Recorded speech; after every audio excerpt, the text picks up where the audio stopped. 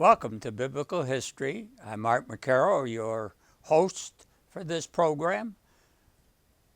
Why do we call it biblical history?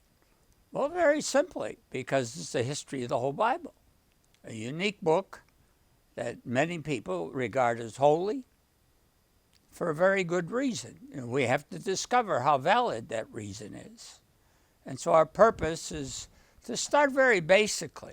I had a person come up to me one day that I knew for a number of years, and he knew I was scripturally oriented and that I've studied for years. In fact, this is my 65th year that I've studied the Bible. And he asked me a very simple question, sort of struck me in the face with it. He said, "Art, why did God bother?" You know, that's a simple question a child could ask you. Why did he bother? And I said, the reason God bothered was because it gave him pleasure. So today's program, we're starting very basically on a book that has over 7 divisions in it. And depending on which Bible you use, and it doesn't matter really, whether you use a Protestant Bible, whether you use a Catholic Bible or Orthodox Bible. I don't even care if you use the Ethiopic Bible or any Bible, all right?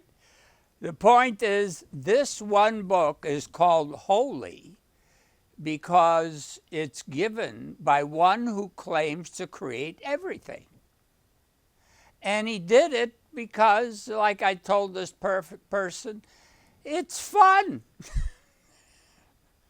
Now, I hate to use the word fun because it comes from the word foolish in the Latin. So I use the word what the Bible uses, pleasure.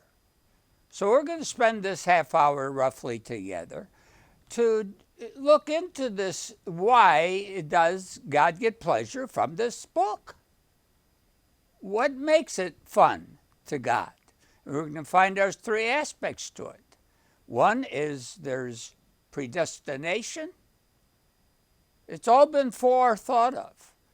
That's called prophecy, isn't it? So prophecy and history are symptomatic together. They're married together as one. So if prophecy of what gives God pleasure transpires, a big book like this, it has to be holy or right, which is what holy means.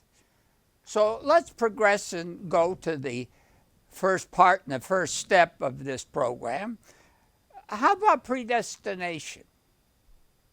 Why does it give God pleasure? Well, Isaiah is the middle of the Bible, roughly between 2 major sections called the Old and the New Testament. Now, whenever you testify, you're in court, correct? When you go to court, you're there. You better either speak the truth. If you start to tell stories, they call it hearsay. We call it political correctness today. So every generation has its own politics involved in whether it's correct or not.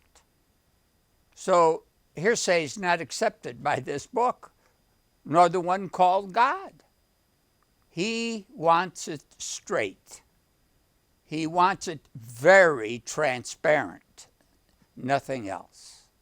So we read in the middle of this book called Isaiah, a prophet in the Old Testament, and his name in the Hebrew means God saves. So the reason that the prophet Isaiah had this book written, whether it was written by him or somebody else becomes irrelevant. I don't even want to bother getting into that argument, because the truth is there's 4 or 5 different sections to Isaiah. And some theologians argue one way, some argue the other way.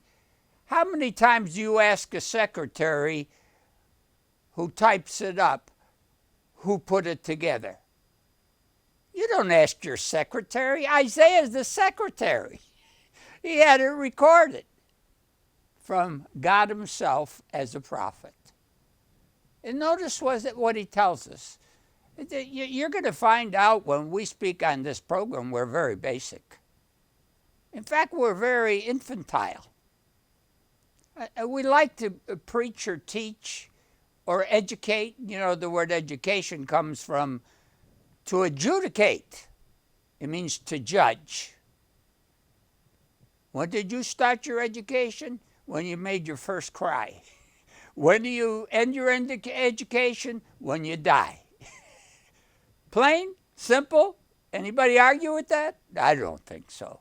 So let's read in Isaiah this prophet who tells us how God's going to save us. Save us from what? What does he save us from? Either way, it's certainly a lot of pleasure for God to do this. All right?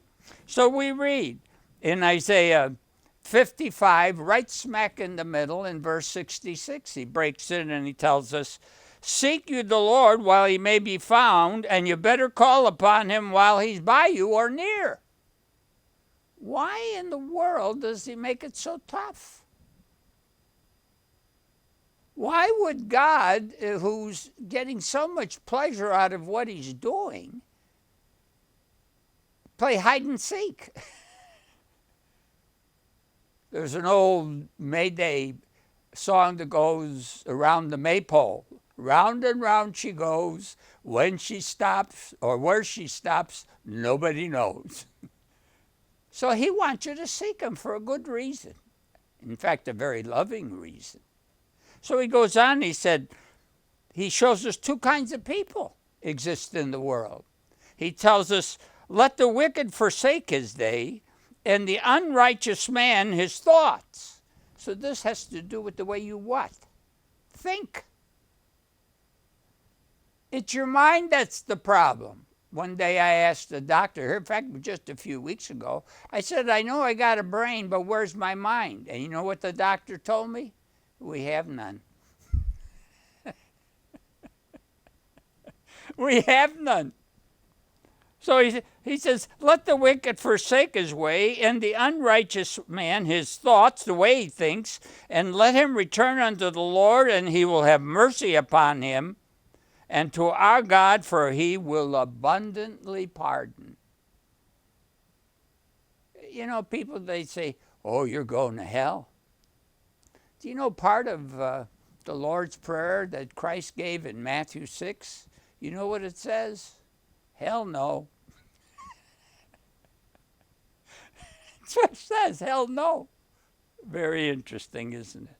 For he says, my thoughts are not your thoughts, neither are your ways my ways. So it has to do with the way you think, saith the Lord. For as the heavens are higher than the earth, so are my ways higher than your ways, and my thoughts than your thoughts.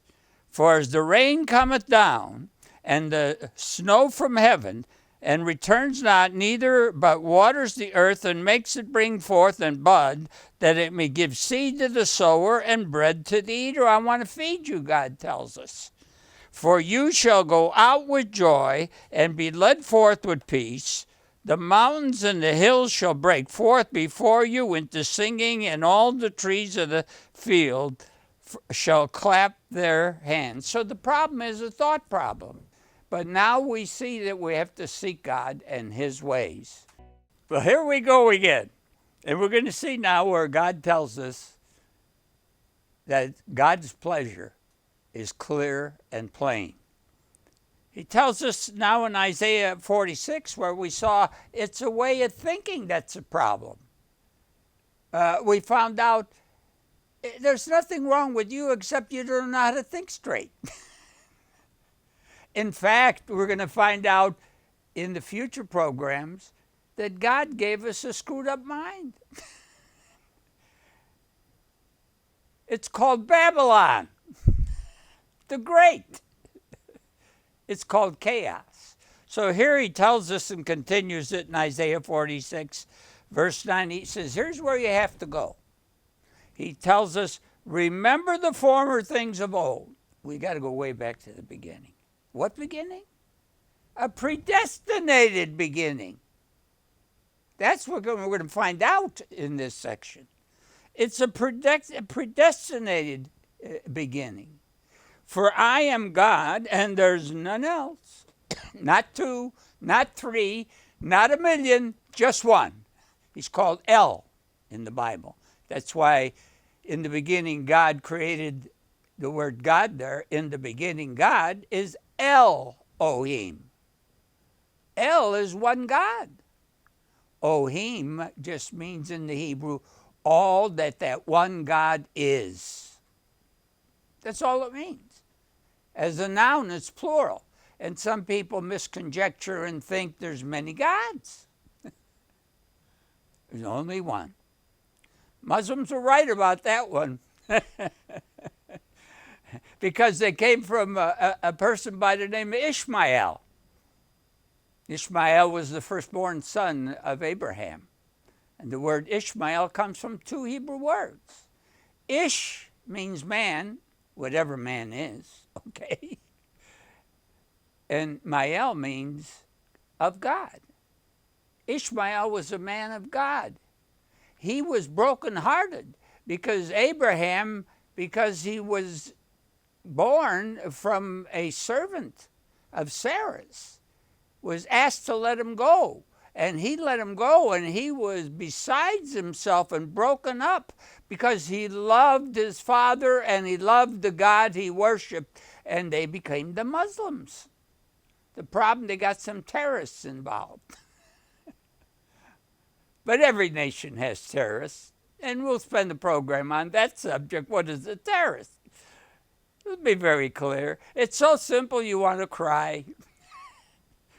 It's so unbelievable what we do to ourselves. So he goes on, he says, look, I'm that one God. And he tells, I declare in verse 10, the end from the beginning. That's the Alpha and Omega. Have you ever heard about the Alpha and Omega? Alpha is a Greek word, and Omega is a Greek word. It's the same counterpart in the Hebrew. It just means the beginning is the end. So whatever the end is started in the beginning, and that's how it was supposed to be from the beginning. People have asked me the question from time to time, why did he make us perfect in the beginning? He did. He did. We had it made. We could have lived perpetually, eternally in paradise in the Garden of Eden with God dwelling with us. I'm going to read off just the first part of the prayer that Christ gave when he was asked how we should pray. He says, Our Father. So that's God, right? It's not saying our fathers. It's our Father, who art in heaven, hallowed. Oh, and here's the name hallowed, which has two meanings to it. Holy and no hell. That's what hallowed means. It means if you become holy, you don't go to hell. And people say, hell, oh, I don't want to go to hell. But there's 3 hells in the Bible. 3. One hell is the grave. A lot of people don't understand that. Old-time farmers used to say back in the 1800s in this country and around the world, they said they put their potatoes in hell. It meant they planted them in the ground. That was the first hell. Now, the second hell is a little different. And the third hell is the final one, which is called the lake of fire, and that's really what everyone's talking about. And this book is telling you how not to be put in that lake. Not to burn in that lake. So he goes on and he's telling us very plain. He says, remember those things I started at the end from the beginning. That's where it all is. The Aleph is the Alpha. Aleph is in the Greek. In the Hebrew. Alpha is in the Greek. And he said, from ancient times, the things that are not yet done. That's talking about prophecy, isn't it? Saying, my counsel shall stand, and I will do, in verse 10, all my pleasure. So God's pleasure is what gives us paradise eternally.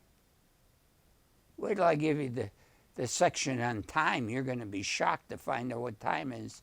Herbert Hawkins, he thinks he found time now because he found out what gravity is. Now they call it, years and centuries ago, they just called it quantum physics. Quantum physics in science, all it really means is all the qualities of the physical world. That's what quantum physics means. So now with Hawking, Steve Hawking, one of my favorite cosmologists, he found gravity. So now it's quantum gravity. So it's all it is that makes gravity is the answer. Well, I'm afraid he's not quite there yet, but he's working on it. And science agrees, history agrees, and the Bible agrees, which proves Bible history true. Now let's see now where we're told that it's all predestinated. Now to predestinate it, again, just means a prophecy, right?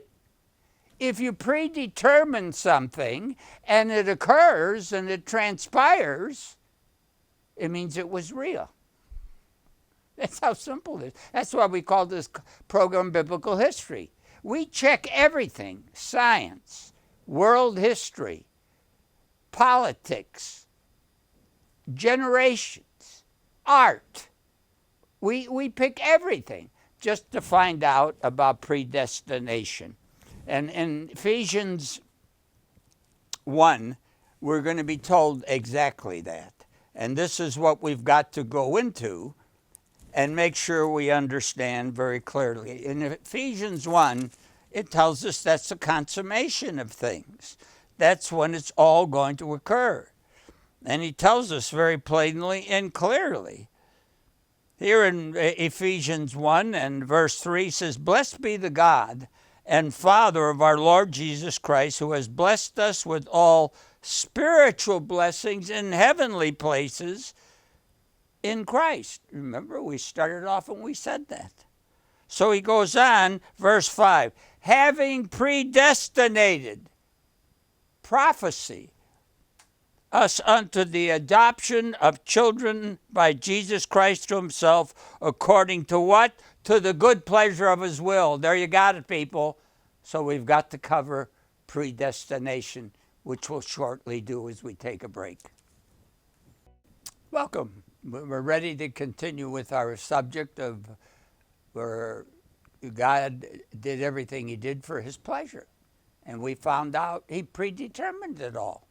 Now, a predetermined just means he decided in advance what he wants the beginning to be at the end, that they're both the same. We found that out. The beginning is the end. It's the Alpha and the Omega. That's why he says, "I'm the Alpha and the Omega." But what is it that gives him pleasure? Why does God feel this excitement that he predetermined that he was having such a good time with? Why did he do it? Very simple. On the seventh day, he completed his work. And in Genesis 1, see, we got to go back to the beginning again, people, just like before. Notice what he tells us. This is after the 7 days of creation. Now, I'm going to tell you this right now. How many days were those 7 days? You mean they were 24-hour days? No, couldn't have been 24 hours.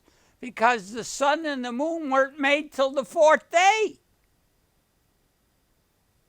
Even the solar system as yet wasn't made until the fourth day. So read it from Genesis 1 all the way till you get to the fourth day. Those days, and the Hebrew word is appropriate. It's Yom, Y-O-M. And it just means whatever it'll be, it'll be. It could have been trillions of earthly years. Trillions. I think when I think of the scientists who have the audacity to say that the earth is 13.5 billion years old. Don't they believe Einstein? I thought Einstein is one of their great scientists. He said E equals mc squared. Do you know what that means? Time is relative. Well, it's relative. How can you know it's 13.5 billion years old? Either you disagree with Einstein or you came up with a new math that no one's ever heard of before. And you know, even the word theory in arithmetic, if you were a scholar in mathematics and you looked, and they'll tell you when they draw out to a conclusion of a matter and say, this is a theorem. Theorem. You know what theorem means? It's what the cosmologist says is just a theory. It means there's no proof. It means it's a terribly good guess. In other words, if I'm on the top of a house and I jump down, I'm coming down. It's called gravity. And it applies there. But you tried that on the moon. You try it on Saturn. Or ask yourself a subject. What's the hottest and what's the coldest? We don't have any idea. How hot is hot and how cold is cold? We don't know. There's a lot we don't know. We don't even know how to speak the same language with each other, which is another interesting subject we're going to get into. So it tells us here that after that seventh day, now starting with the fourth day, the solar system was complete. And here's what God said in Genesis 1:31. He said, "And God saw everything that he had made, and behold, it was" what? Very good. What gave God pleasure, he saw his work was terrific. It was just the way he wanted it. And what did he do? And the evening and the morning were the sixth day. Again, from night to day.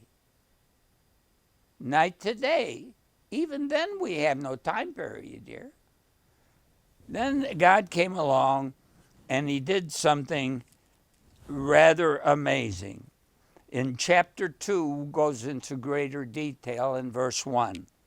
Thus the heavens and the earth were finished, and all the host of them. He's talking about the full solar system, because only the earth and the solar system were completed by the end of the seventh day. The rest of the universe wasn't even born yet. Don't you follow science? You ever heard of a wormhole and dark matter? Where gravity, once in the event horizon, they called it, where you get it right at the crest. You get caught in its light and it drags you down because of intense gravity in the center, because the center is iron. And iron is a magnet. And it gets you down there. And when everything gets overloaded down there, you know what happens to that dark hole? It explodes. And out of that explosion, we get the Big Bang, and a whole new universe is created, at least solar system. You see, we don't believe even what we say in science. We contradict ourselves.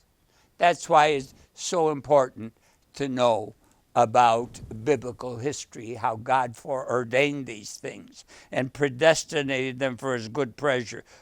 And he told us, verse 2, and on the seventh day God ended his work which he had made. He'd completed it.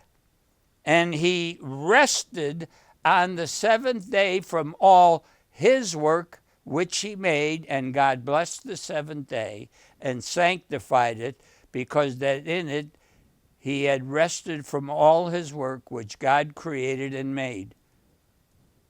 So people now believe that the Sabbath is just a day. The 7th or the 1st, you take your choice. Okay, doesn't matter to me because the 7th day is a lot more.